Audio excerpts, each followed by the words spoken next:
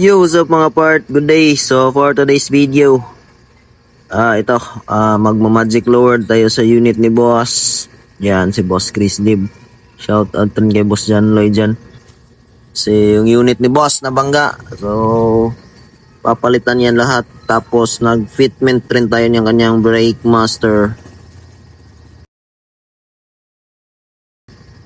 for RCS 19 na brake master. So, Brembo pa rin.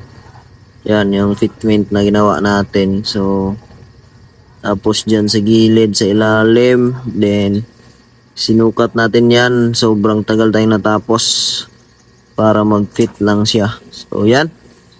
All goods na yung unit ni Boss. Ito yung fittings ng kanyang braking system. With goods na rin. Sinama ko na rin yan. Pero, yung kanyang mga fittings sa brake hose is